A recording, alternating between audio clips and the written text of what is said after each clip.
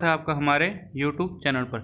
साथियों, जैसे कि आपने थंबनेल में देख लिया, आज की चर्चा का विषय रहेगा कि जो प्रतियोगी परीक्षाओं के अभ्यर्थी हैं उनकी ऊपरी सीमा में आयु वर्ग में जो छूट मुख्यमंत्री द्वारा दी गई है उसके बाद की परिस्थितियां कैसी रहेंगी, क्या फॉर्म रीओपन होंगे या नहीं होंगे, तिथियां आगे होंगी कि नहीं होंगी।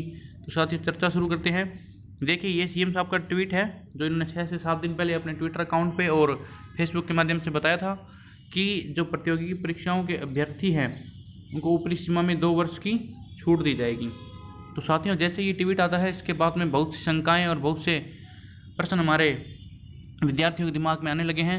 वो प्रश्न ये है साथियों कि अगर आयु वर्ग में आयु सीमा में छूट दी जाती है 2 वर्ष की, तो क्या फार्म रीओपन होंगे कि नहीं होंगे, क्या तिथियां आगे बढ़ेंगी कि नहीं बढ़ेंगी। तो साथियों, इन सब का देखो सटीक उत्तर क्या है, क्या विश्लेषण है, वो मैं आपको बता देता हूँ। तो साथियों, आपको पता हो तो कुछ दिन पहले एक प्रोग्राम में मुख्यमंत्री जी गए हुए थे, तो उन्होंने वहाँ यही घोषणा की थी कि जो सरकार का अगला बजट होगा, सरकार का जो अगला बजट होगा वो युवाओं के लिए होगा। तो साथियों, युवाओं के लिए होगा और उसमें घोषणा की गई कि उसमें अगले बजट जो युवाओं के लिए होगा उसमें सरकारी नौकरियां अधिक से अधिक दी जाएंगी, यानी सरकारी नौकरियों को समर्पित होगा। तो साथियों, उस से पता चलता है कि सरकार की मंशा परीक्षाओं को समय पे कराने की है। सरकार की किसी भी प्रकार से मंशा नहीं है कि परीक्षाओं तिथियों की टाला जाए या उनको आगे बढ़ाया जाए। और सरकार की एक मंशा ये भी है कि फर्स्ट ग्रेड वैकेंसी को एक बार दोबारा निकालेगी सरकार, तो दोबारा निकालेगी तो उस फर्स्ट ग्रेड वैकेंसी को करवाने के लिए ये जो फर्स्ट ग्रेड की भर्ती प्रस्तावित है इसको समय पर कराया जाएगा। साथियों, अब भर्तियां कौन कौन सी प्रस्तावित हैं, कौन कौन सी भर्ती से प्रभावित होंगी वो भी देख लीजिए आप। सरकारी जैसे पीटीआई भर्ती सितंबर में प्रस्तावित है, इसके साथ ही अक्टूबर में आपकी फर्स्ट ग्रेड की भर्ती है, सेकंड ग्रेड की भर्ती की जिक्र करें तो दिसंबर में प्रस्तावित है, रीट आपके प्रस्तावित है साथियों जनवरी में। तो अब बहुत सारी शंकाएं हैं कि क्या तिथियां आगे बढ़ेंगी कि नहीं बढ़ेंगी, हमें किस प्रकार से तैयारी करनी चाहिए, वेट करना चाहिए नहीं करनी चाहिए। तो साथियों, मैं आपको बता दूं, तिथियां किसी भी प्रकार से आगे बढ़ाने की सरकार की मंशा नहीं है।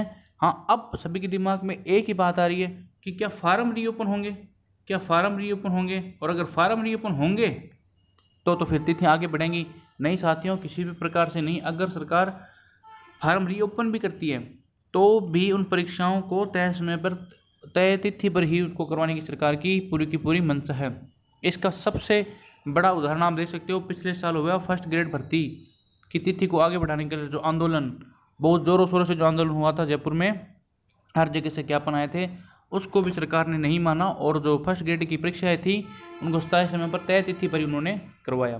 तो साथियों, निष्कर्ष यही निकल के आ रहा है कि अगर फार्म रीओपन होते भी हैं तो भी परीक्षाएं तय समय पर होने की ही संभावना है। तिथियों को किसी भी प्रकार से आगे बढ़ाने की मंशा फिलहाल सरकार की नहीं है, क्योंकि चुनाव, अब देखो आप, चुनाव में भी अब बहुत कम समय रह गया है, अगले दिसंबर में चुनाव है, उनसे पहले सारी वैकेंसियाँ पूरी करनी है, फर्स्ट ग्रेड की भी एक दोबारा भर्ती निकालने की भी बात चल रही है। तो उन सभी कारणों को देखते हुए और जो हमारे सोर्स से हमें पता लग रहा है, तो साथियों मुश्किल है कि तिथियां आगे बढ़ें। तो तिथियों के चक्कर में न पड़ते हुए अपने तैयारी को सुचारू रखें और किसी भी प्रकार से अपनी परीक्षाओं की तैयारी को बाधित नहीं होने दें। और अगर फार्म रीओपन होते हैं तो भी तिथियां आगे बढ़ने की संभावनाएं बहुत कम हैं। तो साथियों, आज के लिए यही विशेष संदेश था। इसी के साथ ही जय हिंद, जय भारत।